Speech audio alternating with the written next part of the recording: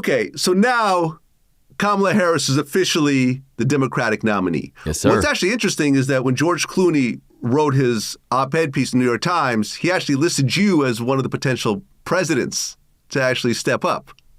Yes. Now, the one thing that you keep hearing on social media is that people are saying that Kamala isn't really black.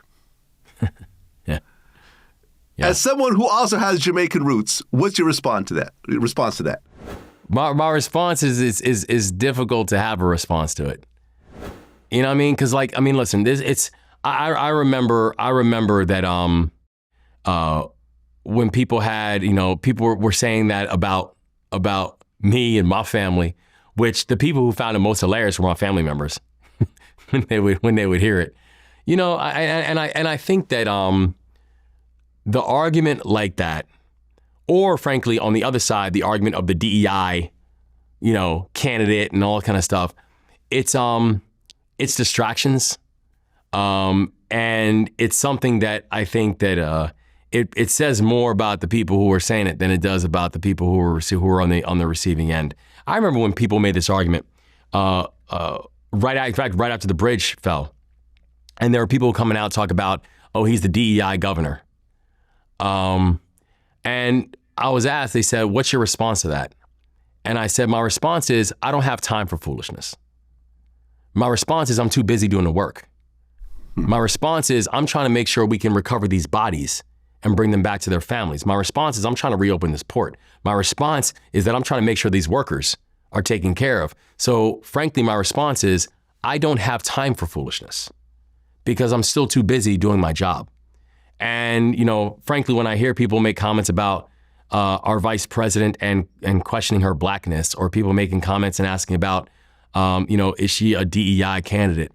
My response is kind of the same thing I had then. I don't have time for foolishness. And I don't think that she should either. Have you seen the rumors about JD Vance and the whole allegedly having sex with couches? Well, I haven't. I don't know about those rumors, but the thing I do know about JD Vance is I have heard him say, and these are his words, how he talks about things like using the feds to be able to keep women from going to other states to get abortions.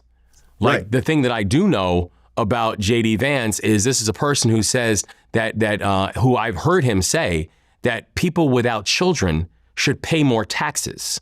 Like there is a radicalization that is in his whole philosophy of the way he thinks about the work. And I'm gonna be honest, like I've known JD Vance for a long time.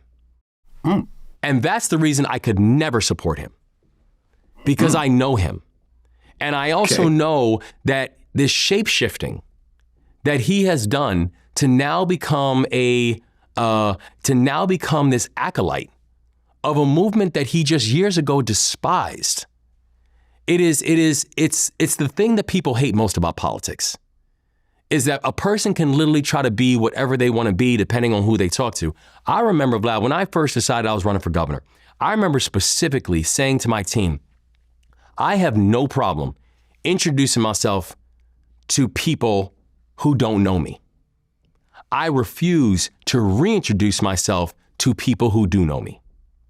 And what I meant by that was this, is that I want people to always say, the guy who I'm seeing as the governor of the state of Maryland, that's the same dude I knew 10 years ago. That's the same guy I knew 20 years ago. The things that he's pushing for is really the same type of philosophy of the world that he had. You cannot say that about JD Vance. And this shape-shifting and the rewarding of the shape-shifting that we have seen from him, and frankly, these really dangerous, and in some cases bizarre, and in some cases completely fringe ideas that he's trying to bring into the public discourse. I just think this becomes really important that in January, as a nation, we just dismiss that and say that's not who we are and that's not what we believe in. Well, that's what it is.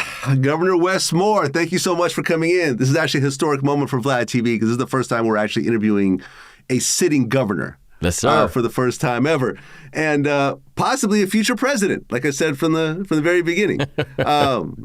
Have you ever considered running for president? Is that somewhere in your timeline? I have not, and it is not anywhere in my timeline, man. I am so excited about what's happening in Maryland right now, where we are doing the work, and this is going to be Maryland's time. So, and I plan on being its leader, seeing this thing through. Right. You've also said that you're not interested in being a vice president to Kamala either. That is correct. I will do anything to be able to support her. I want her to win with everything, with every fiber in me. But I've also been very clear to her and the entire team and to my entire state that I have no intention of leaving. I'm good where I'm at. That's what it is. Governor Wes Moore, man, truly an honor. Wish you all the best, and looking forward to your second term as well. Yes, sir. I'm looking forward to it too. I appreciate it, man. Thank you. Absolutely. Peace.